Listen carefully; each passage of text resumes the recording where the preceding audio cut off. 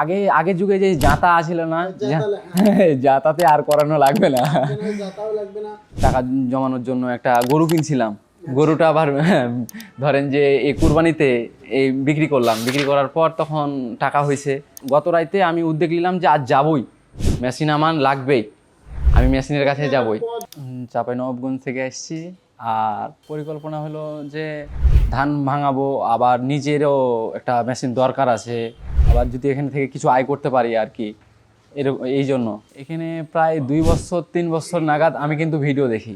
Video দেখার পর আমার সেরকম সামর্থ্য, টাকার একটা তো আছে ব্যাপার, এটা আমি কুলিয়ে উঠতে পারছিলাম না। আস্তে আস্তে টাকার ব্যবস্থাও করতে পারছি, দিয়ে তখন আসছি আর কি।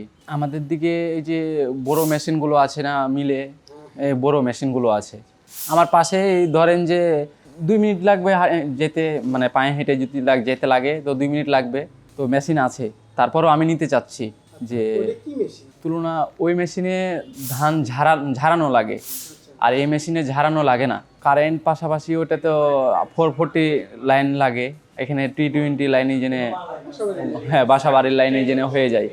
আর প্লাস আমার খরচ কম হচ্ছে, আমি যেটা লাভবান হচ্ছি, আর কাস্টমার যেটা লাভবান হবে সেটা ধরেন যে কোনো চাউল ঝাড়তে হবে না, চাউল ঝাড়ানো পাবে, এই তো ফ্রেশ পাবে।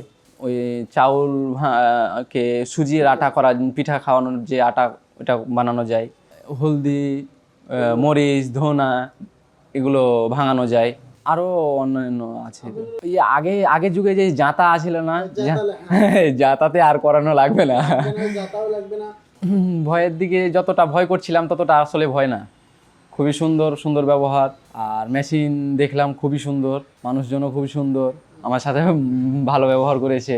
ধান মোটা না চিকন এটা আগে দেখানো লাগবে, দেখানোর পর ও মেশিনটা ভিতরের ব্লেডটা উঠায় ওরকম সাইজে আনতে হবে। সাইজে আনার পর তখন সেট আপ দেওয়ার পর তখন মেশিন স্টার্ট দিয়ে তখন ধান ভাঙানো হবে। আমি ধরেন যে প্রথমে যে মেশিন দেখছি, দেখার পর হয়েছে কি যে এই টাকা কোথায় পাবো, কি করব, কিভাবে ব্যবস্থা করব। তারপরে তো নিয়ে আসলাম একটা টাকা জমানোর জন্য একটা গরু কিনছিলাম। গরুটা আবার ধরেন যে এই কুরবানিতে এই বিক্রি করলাম, বিক্রি করার পর তখন টাকা হয়েছে। টাকা হয়ে আমি কুরবানির এই যে জোড়া খাসি দিল না, এই জোড়া খাসি তো মনে করেন যে আমি চান্সেলর আইডি করছিলাম, কিন্তু কোনো কারণে হয় নাই, আর মিস্টেক হয়ে গেছে। তারপর আমি আজ আসবো কাল আসবো এরকম করতে করতে গত রাইতে আমি উদ্যোগ নিলাম যে আজ যাবই, মেশিন আমার লাগবেই, আমি মেশিনের কাছে যাবই। কিছু টান তো ছিল, বিশ্বাস করছিল না যে কীরকম হবে মেশিন, তোরকে দিয়ে যাচ্ছিস টাকা তো কি আছে, ভালো হবে কি, মানুষ বলছে এক দেখাবে এক, কাজও হতে পারে অন্য।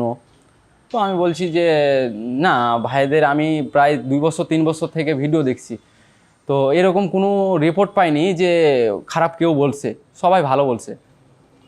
তো ওই দিক থেকে আমি তখন বাপ মাকে বুঝালছি যে না এটা ভালো হবে, ভাইয়েরা এটা ভালো সার্ভিস দেয়, ওইটা অসুবিধা হবে না।